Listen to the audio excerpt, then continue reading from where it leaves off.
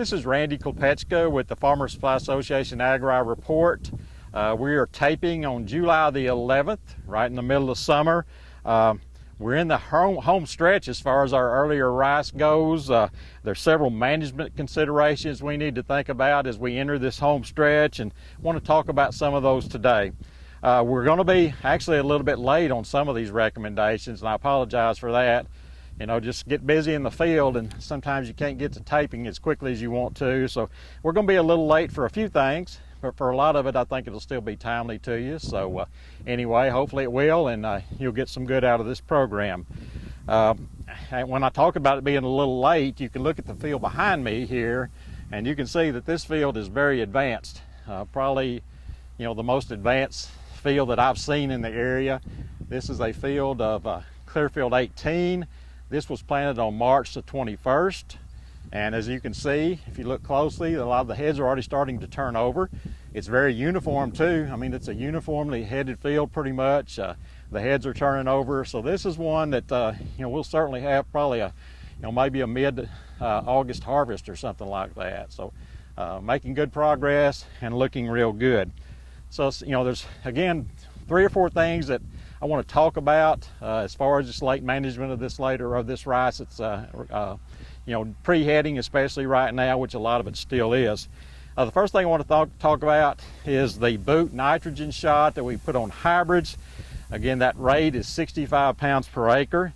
We like to do that at pretty much full boot. You know, I'll make the recommendation after I see a few heads starting actually to pop out. I like for it to be really late. You know, there's some variation there, and we'll talk about that in a second, but I like it to be real late and actually see a head or two starting to pop out. The reason for this, our rice hybrids from Rice Tech are really efficient users of nitrogen. You know, they can take the fertilizer you put out there, and if they need any more, they can mine that from the soil and get all they need. So that's the reason we normally really don't need a mid-season shot with these. Now the research has shown that, you know, as you get later in the season, they get a little bit of response from a shot of nitrogen, a small shot of nitrogen, about 65 pounds. What they'll get is a little bit of a yield bump, a little bit of a milling boost, and they'll get less lodging with this later application. So that's why the recommendation is, you could probably put this recommendation out at a more normal mid-season time frame, or between mid-season and boot, and still get the same yield and milling bump. But then there's that little extra chance of lodging, because sometimes when you put that nitrogen out, you'll get a little shot of growth right there and make the rice a little bit lusher and rank and more prone to lodging. So let's, you know, try to stick with that late boot timing. When you start maybe seeing a head or two pop out, 65 pounds of urea, no benefit from going any more than that. Just stay at 65, even though I know it, you know, you pay for 100, you're still going to be better off because you're not buying that extra 35 pounds of nitrogen. So the benefit is from 65 pounds at late boot. The next thing I want to talk about is fungicide use. And there's several schools of thought on fungicides. You know, some people use fungicides just you know, across the board. You know, it's a general purpose application for them. It's a cover your bases application for them. It's an insurance application for them. It's just part of their program, and you know, I think it's certainly not a bad program. You're going to cover your bases, you know, for certain diseases, and maybe get some quality bump in certain years as well. So, you know, it's certainly not a bad program is to just do it automatically.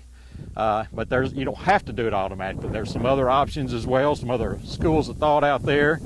The second one I want to mention is applications for the smuts, fall smut, kernel smut, and now I've started lumping in Cercospora, which is a fungus that causes a disease called narrow brown leaf spot.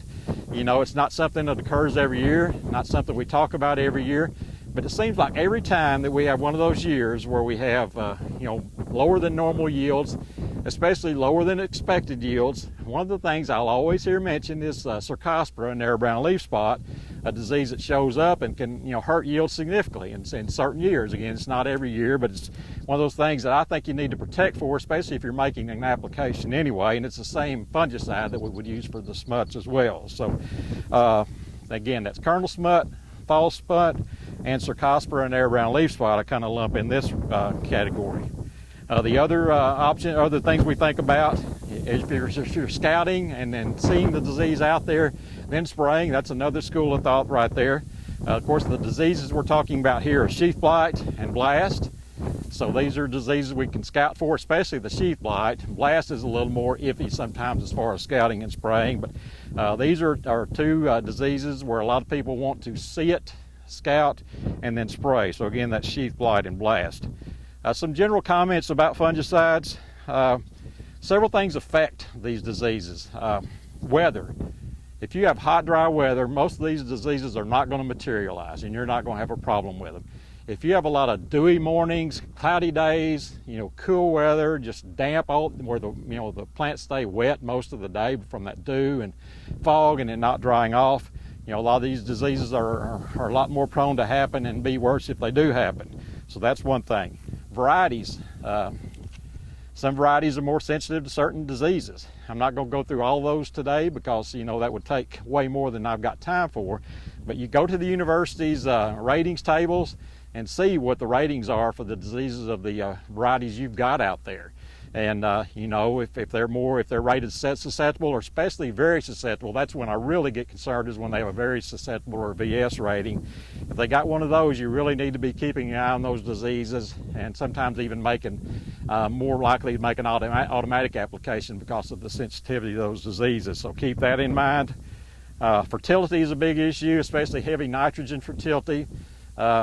Generally, if you've got heavy nitrogen fertility, you're much more prone, especially to have the smuts, fall smut, and also the kernel smut. But other diseases such as sheath blight are generally going to be worse if you have a heavily fertilized rice crop, and it's just so much more prone to get these diseases in that lush canopy. So remember, consider weather, variety, and fertility. Timing's a big deal.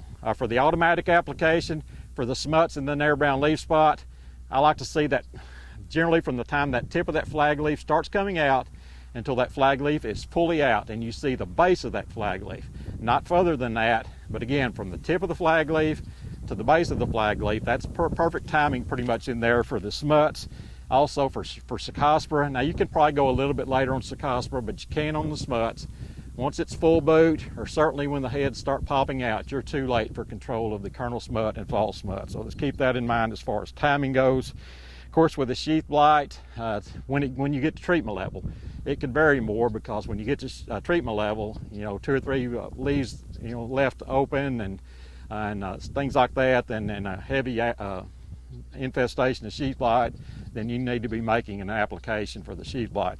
For blast, if you're seeing the leaf lesions of blast, generally late boot, and then another application when the head is coming out of the boot, but before the base of that head is out of the boot. Once the base of that head is out of the boot, you're too late on blast. So again, a late boot all the way into the head just popping out. So those are some timings for these diseases. The fungicides for the smuts, kernel smut, and also fall smut, and also the Cercospora. You need to go with propiconazole, generic tilt. You can also go with one of the combination fungicides that contain both propiconazole and one of the strobilurins. So something like a Cover XL, Amistar Top. Those are your go-tos, especially for the sheath blight, the blast, and of course they've got the tilt in them as well, or a tilt-like component. So they're good for the for the smuts and the air-brown leaf spot as well. So those are some of your timings. If you got specific questions on these fungicides, just let me know, because there's a lot of things I wasn't able to mention because of time, but those are just some general comments about the diseases in rice if you're looking to make a fungicide application or wanting to scout about that. Last thing I want to talk about on this program is rice stink bugs. Rice stink bugs are a thing we worry about from really about the dough stage until about 60% straw-colored kernels on the panicle. The current situation is really pretty good. I swept this field this morning, which this field is getting into the time period when we would be worried about stink bugs with some milk and some soft dough at the end. And luckily, I only found about 3 per 10 sweeps, which is really good, because usually the early headed fields are the ones that have heavy infestations. All the stink bugs congregate on those early fields, just like they do late fields at the end. But this field, I averaged 3 per 10 sweeps, so I was really happy about that. Maybe it won't be a bad stink bug year, but you just never know. And you know, there's probably a good chance that late in the season they'll start congregating on some of those later fields. So, got to keep scouting, you know, throughout the season until we get to that 60% hard dough. The treatment level is 10 per 10 sweeps. It used to be 5 per 10 sweeps on the early part of the window, but now it's just 10 per 10 sweeps throughout the whole time frame. Again, from soft dough till about 60% straw-colored kernels on the panicles.